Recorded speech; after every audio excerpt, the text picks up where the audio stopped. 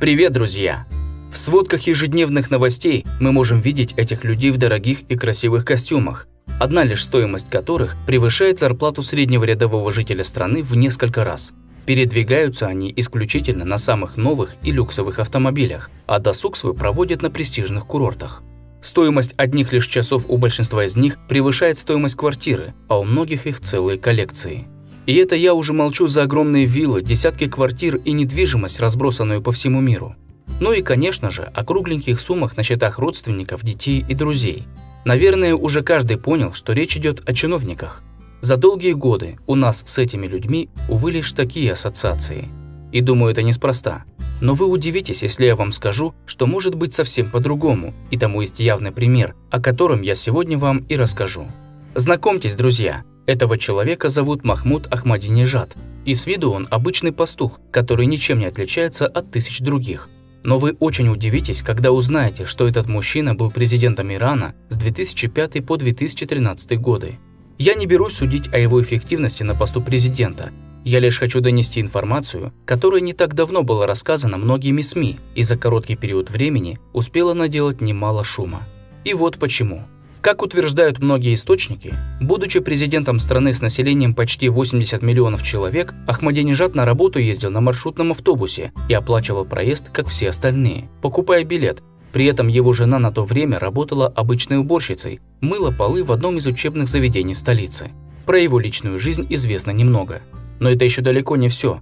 Вот еще несколько удивительных, если не сказать шокирующих подробностей из жизни этого самого необыкновенного из всех политика. Однажды журналист американского телеканала Fox News спросила президента Ирана Махмуда Ахмадинежада: «Скажите, когда вы смотрите утром в зеркало, что вы себе говорите?» Немного подумав, мужчина ответил: «Всегда помни, что ты не больше, чем простой слуга народа». Его поступки на посту президента удивляли с самого первого дня, когда Ахмадинежад впервые вошел в кабинет главы государства. Он очень удивил многих тем, что дал распоряжение в срочном порядке, висевшие там дорогие персидские ковры, отдать одной из тегеранских мечетей, заменив их самыми обычными дешевыми коврами. Но и это еще не все. На момент, когда Махмуд стал президентом, его официальная декларация об имуществе была очень скромной. Все, что там числилось, это старенький автомобиль Peugeot 504 1977 года и маленький дом в одном из беднейших районов Тегерана, унаследованный им от отца еще более 40 лет назад. Но кроме этого, президент Ахмадинежад поразил всех сотрудников администрации тем, что каждый день приносил на работу в портфеле свой завтрак – несколько бутербродов с сыром и оливковым маслом, приготовленных накануне его женой.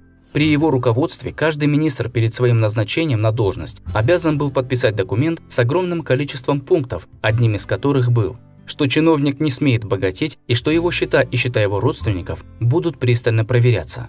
После отставки в 2013 году он даже отказался от солидной президентской пенсии, объяснив это тем, что работал вовсе не для пенсии, а прежде всего для блага народа, добавив, что ему самому супругой нужно не так много денег для жизни. Как утверждают источники, сегодня бывший президент живет на доход от чтения лекций в университете в размере $300 в месяц. Когда же он останавливается в отеле, всегда просит себе комнату попроще, можно даже без кровати, потому как любит спать на полу на одном лишь матраце под одеялом. Не менее удивительны у этого человека и хобби. На досуге он может пасти овец, поскольку полюбил это дело еще с раннего детства. И нередко бывший президент был замечен, когда помогал дворникам мести улицы в своем районе. Согласно данным из Википедии, Махмуд Ахмадинежад в 2010 году выставил свой Peugeot 504 1977 года выпуска на аукцион. Подержанный такой автомобиль можно было купить за $1000, но торги значительно оживились, когда человек, который решил остаться неизвестным, оценил машину в $1 000 000. Несмотря на огромный авторитет и влияние даже на сегодняшний день в стране, Махмуда довольно часто можно увидеть просто идущим пешком с остановки общественного транспорта в университет на работу, где, к слову, нередко местные жители у него берут автографы. В общем, вот такой он Махмуд Ахмадинежад, бывший президент и пастух. Друзья, а как лично вы относитесь к таким аскетичным людям? Обязательно пишите свое мнение в комментариях. Но на сегодня, пожалуй, это все. Оценивайте видео и до скорого.